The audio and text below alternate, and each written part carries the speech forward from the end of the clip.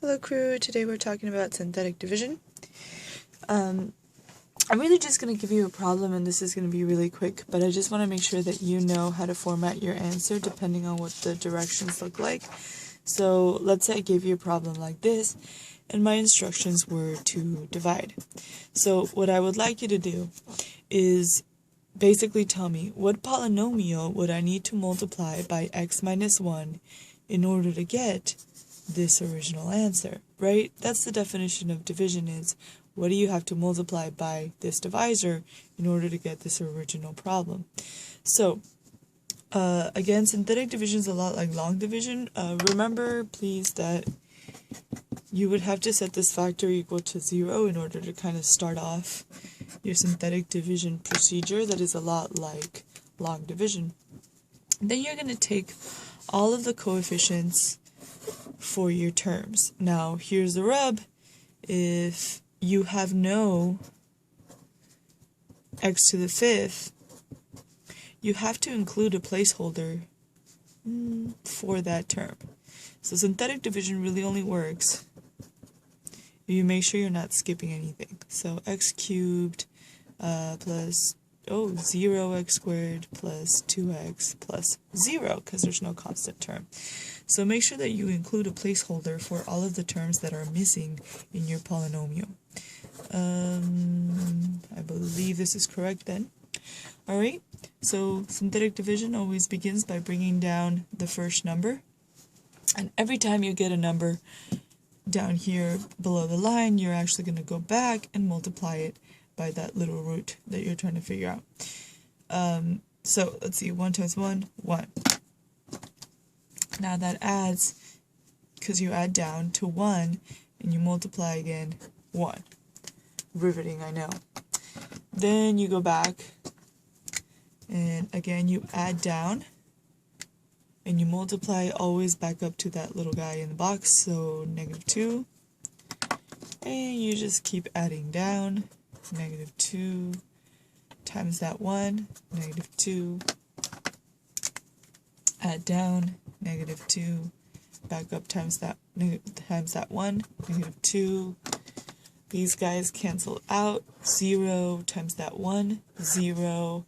So it turns out actually that your remainder, which is always this last number that I usually box, is just going to be 0. Hey, this actually is something nice, and we're going to talk about what that means in our third set of instructions. Now, here though, in this set of instructions, I was asking you to divide. So, what you're going to do is you're going to put a polynomial starting with x to the 5th, because it's always 1 power less than what you began with. Makes sense, because if you had like a polynomial with an x to the 6th degree and you took out 1x by dividing, you're going to be left with a to the 5th power of 5th degree polynomial, right? So you're going to go ahead and take all of these little numbers, and they are now your new coefficients. You have found the polynomial, you have found the polynomial that you would have had to multiply by x minus 1 in order to get this guy. Alright, so I'm going to simplify the way this looks a little bit, just so it looks a little bit more standard. Nobody really goes around saying plus 0, so this is your final answer. Now, usually I make you take the remainder and put it over your divisor right there, but I know that 0 divided by anything, well, that's just 0, right? So I ended up with a really nice thing. So that's the first set of instructions. If I ask you to divide using synthetic division, that's what I want. I want a polynomial. Now, if my set of instructions was actually to evaluate some polynomial p of x is like equal to this original guy that we got, then my answer, what I actually want, is for you to tell me p of x is equal to whatever your remainder was. So if my set of instructions are evaluate, then you would tell me, well, p of, I plugged in 1, was just my remainder was 0, 0.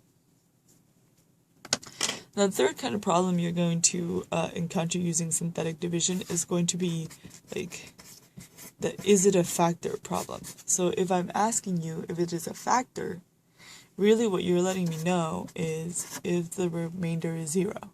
So if the remainder is 0, yes, it's a factor. If the remainder is not 0, well, no, the polynomial didn't go in evenly, so it wouldn't be a factor.